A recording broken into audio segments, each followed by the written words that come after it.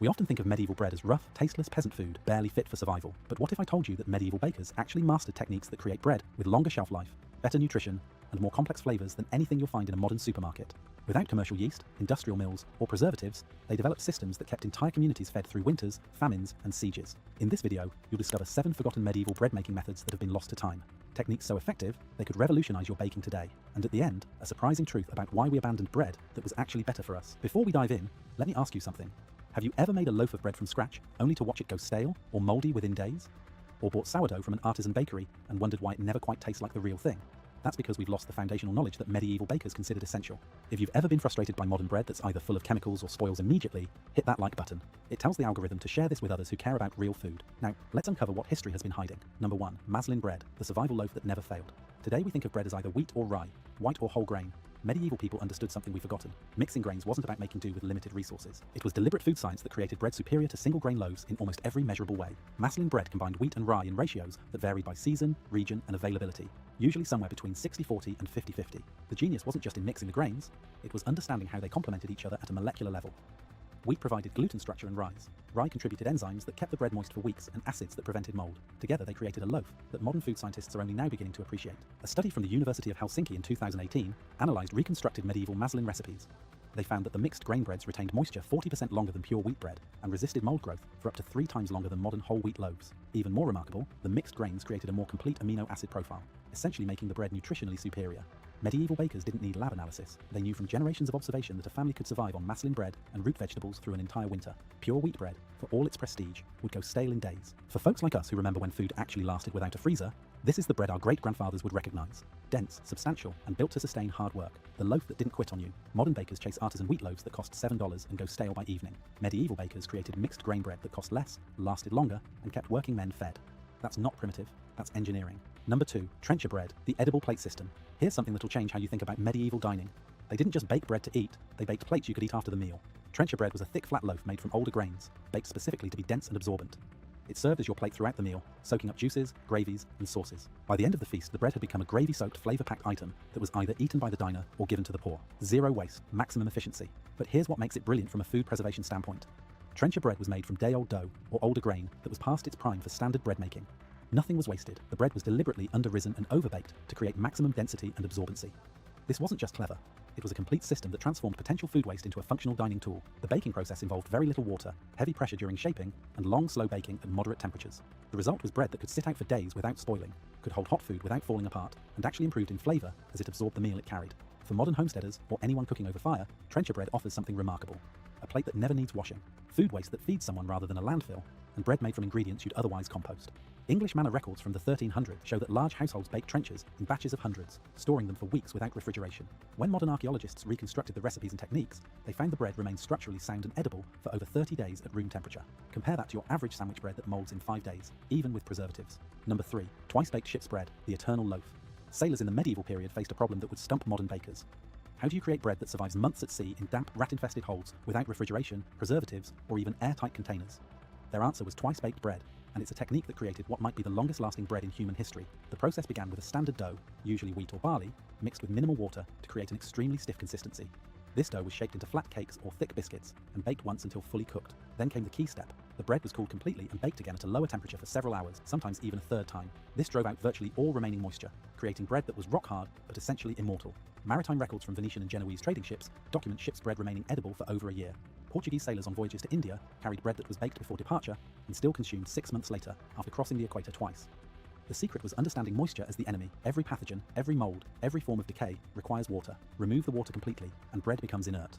Medieval bakers discovered that twice-baked bread, when stored in dry conditions, could outlast the voyage, outlast the sailor, and still be fit to eat. For modern preppers, focused on long-term food storage, without electricity or fancy dehydrators, this method offers something profound. Bread that lasts not days or weeks, but seasons. The technique requires nothing but time, heat, and patience. When you needed to eat it, you'd dunk it in wine, beer, stew, or water to rehydrate. The bread would soften, absorb the liquid's flavor, and become a meal again. No waste, no spoilage. Just bread that refused to quit. Number 4. Rye and honey medicinal bread, the pharmacy loaf. Walk into any medieval monastery infirmary, and you'd find something that modern medicine has almost completely abandoned. Bread baked specifically for healing.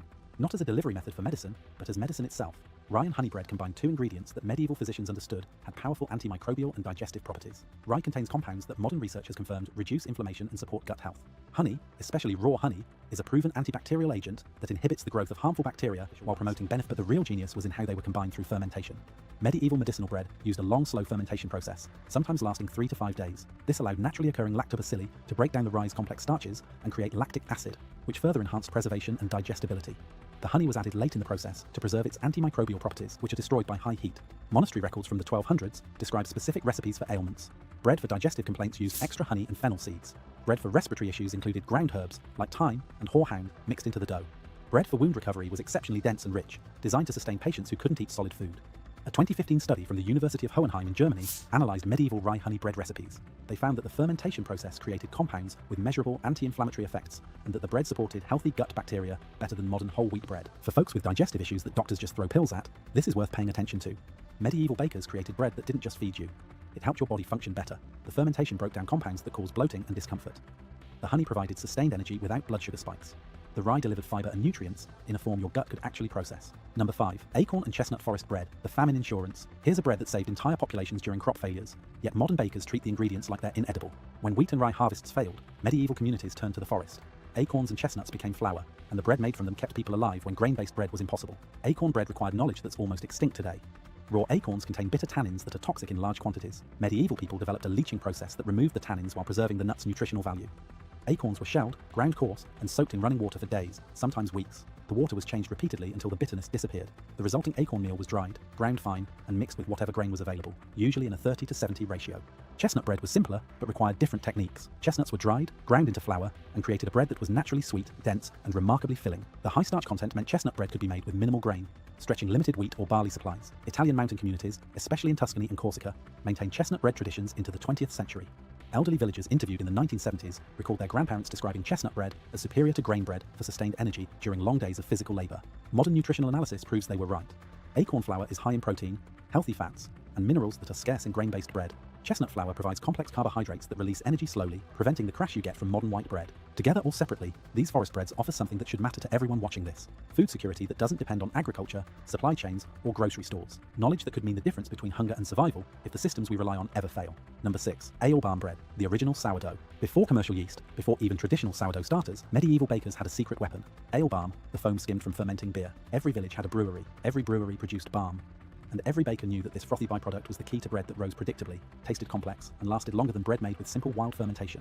Ale barm wasn't just convenient. It was a superior leavening agent because it combined the benefits of cultured yeast with the natural preservatives found in hops and barley. The process was simple, but required timing. When ale was actively fermenting, usually 12 to 24 hours after brewing began, thick foam would rise to the surface. This foam contained millions of active yeast cells, already fed and multiplying. Bakers would skim this barm, mix it with flour and water, and have dough rising within hours instead of the days required for wild yeast starters. But here's what made ale barm bread special. The hops used in brewing have natural antimicrobial properties. These compounds transferred to the barm and then into the bread, creating a loaf that resisted mold significantly longer than bread made with other leavening methods. English baking records from the 1500s describe ale barm bread remaining fresh for a week or more, even in damp conditions that would ruin other breads within days. The flavour was distinctly different from modern bread. Slightly malty, with a complexity that came from the barley and hops, and a texture that was both light and substantial. For modern bakers, frustrated with the unpredictability of sourdough starters, ale barm offers a forgotten alternative. If you brew beer, you're literally throwing away perfect bread yeast every batch. Medieval bakers understood that brewing and baking weren't separate crafts. They were two parts of a complete food system, where nothing was wasted and everything served multiple purposes. Number 7. Salt preserved dough, the perpetual starter. Here's the technique that might be the most practical for modern bakers, yet almost nobody knows it exists. Medieval bakers didn't maintain sourdough starters the way we do today, feeding them daily and keeping them alive through constant attention. They preserved dough itself with salt, creating a leavening culture that could be stored for months and reactivated when needed.